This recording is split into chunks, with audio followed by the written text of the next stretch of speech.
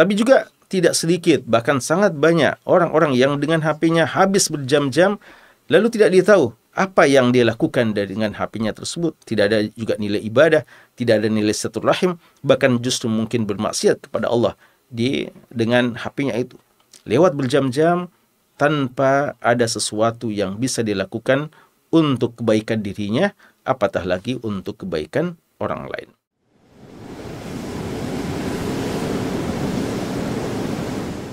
Ruas TV, rutin walaupun sedikit. Waktu dalam Islam begitu sangat-sangat dipentingkan. Dan Allah Subhanahu wa taala telah bersumpah atas nama makhluknya dalam Al-Quran. Dan di antara makhluk yang paling sering Allah bersumpah dengannya adalah makhluk yang namanya waktu itu. Allah telah bersumpah dengan waktu subuh wal fajri. Allah telah bersumpah dengan waktu duha wad duha.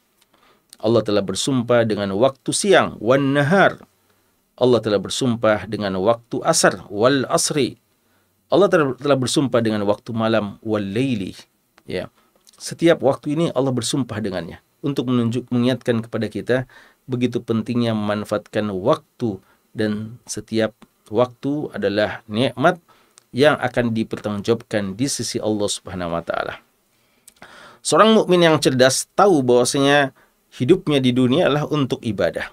Dan masa ibadah ini masa yang sangat-sangat singkat dibandingkan apa yang akan dialaminya di akhirat kelak. Ya. Kadang di antara kita mungkin usianya cuma belasan tahun. Ada saja anak kita yang Allah takdirkan usianya belasan tahun. Bahkan kurang dari itu. Ada yang mungkin cuma 20 tahunan, ada yang 30 tahun. Umat Nabi kita Sallallahu Alaihi Wasallam umumnya kisaran 60 sampai 70 tahunan. Ada saja mungkin 80 tahun tapi sangat-sangat jarang, ya. Apalagi 90 tahunan. Ini seandainya pun 90 tahun, ini satu masa yang sangat singkat dibandingkan masa akhirat yang tidak berbatas. Apatah lagi kalau seorang yang umurnya cuma belasan tahun saja, lalu Allah Subhanahu wa taala sudah memanggilnya. Umur yang sangat singkat ini jangan disia-siakan, karena dia akan ada pertanggungjawabannya di sisi Allah Subhanahu wa taala. Dan Allah Subhanahu wa taala menyuruh kita untuk beribadah. Karena itu bagi seorang muslim, waktu adalah ibadah. Ya, waktu adalah ibadah baginya. Tiada waktu yang dia lalui tanpa ibadah.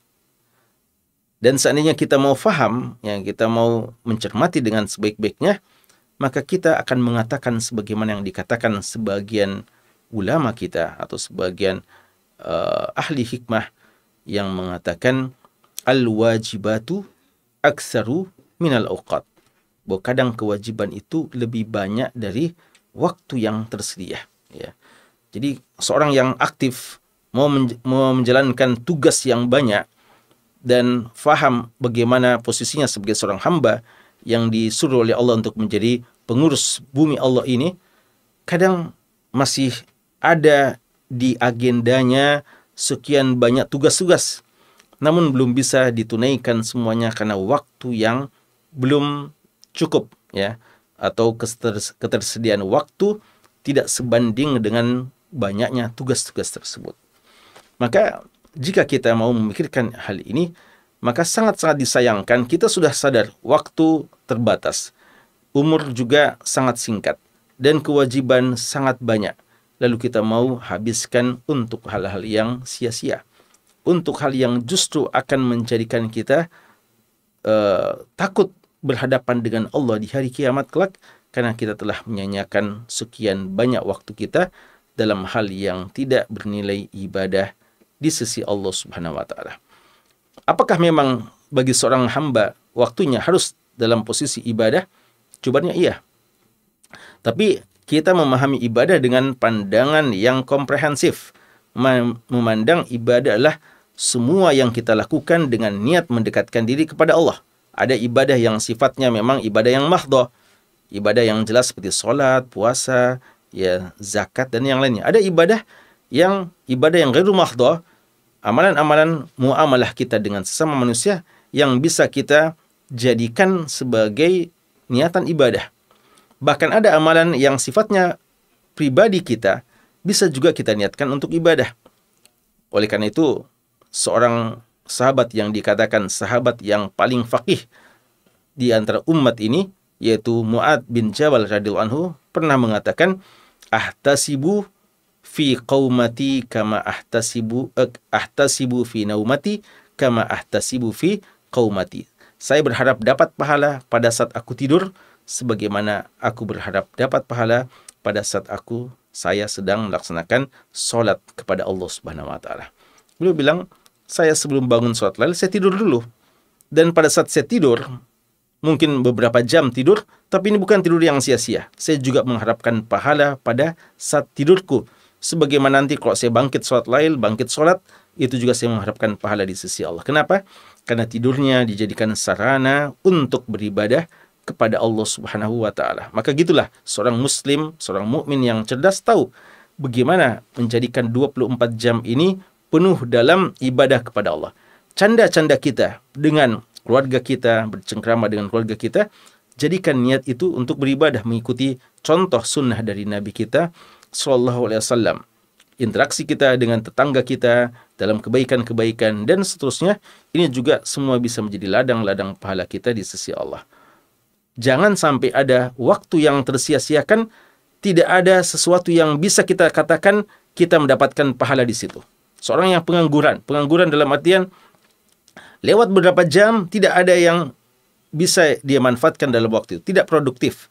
Dia cuma hanya sekedar kadang hari ini bagi kita mungkin kebanyakan kita dihabiskan waktunya dengan HP-nya atau medsosnya Kadang HP kita, mungkin seorang yang memegang HP, ada yang berjam-jam dia habiskan dengan HP-nya, tapi dia bisa produktif. Dalam artian, dia gunakan untuk berdakwah, untuk mengingatkan orang, dan mungkin juga sebagian bisnisnya yang halal, itu dengan HP-nya.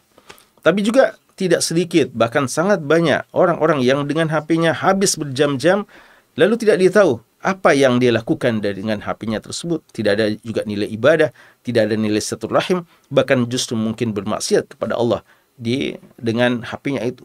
Lewat berjam-jam tanpa ada sesuatu yang bisa dilakukan untuk kebaikan dirinya, apatah lagi untuk kebaikan orang lain. Prinsip seorang muslim dikatakan oleh Allah dalam Al-Quran, فَإِذَا فَرَغْتَ فَانْصَبْ وَإِلَى رَبِّكَ farghab. Faida farakta, kalau kamu sudah farig, sudah kosong, kita sudah selesai sholat, gimana? Apakah sudah itu kita tidur lagi, kita menganggur, tunggu lagi waktu sholat? Allah mengatakan, faida farakta, kalau kamu sudah selesai dari satu amalan, fansab, bangkit lagi. Bahkan kata-kata nasab dalam bahasa Arab itu, dia maknanya adalah capek. Nasaba artinya capek.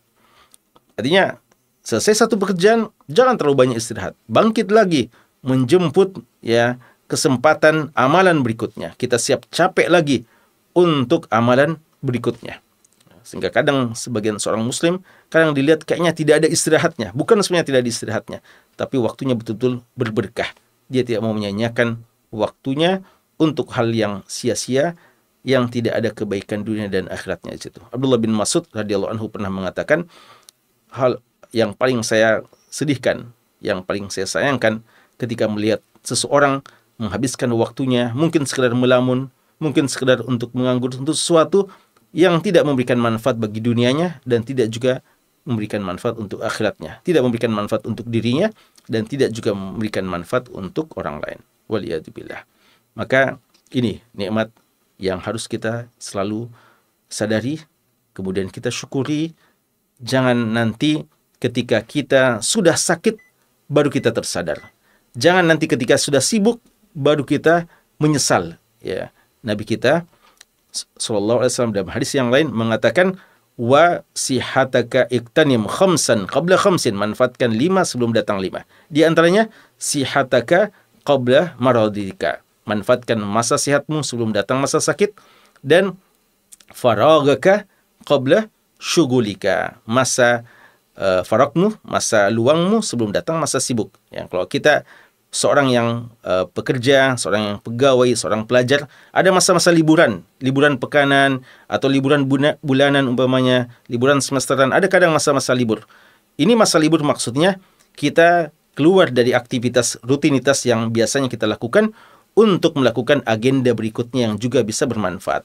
Bukan artinya masa libur untuk menghabiskan sekadar tidur, sekadar istirahat yang tidak ada manfaatnya sama sekali. Itulah prinsip seorang muslim yang baik, yang dengannya insya Allah nikmatnya ini bisa menjadi nikmat yang berbuah pahala besar di sisi Allah, bukan justru menjadi dia merugi dengan keberadaan dua nikmat ini.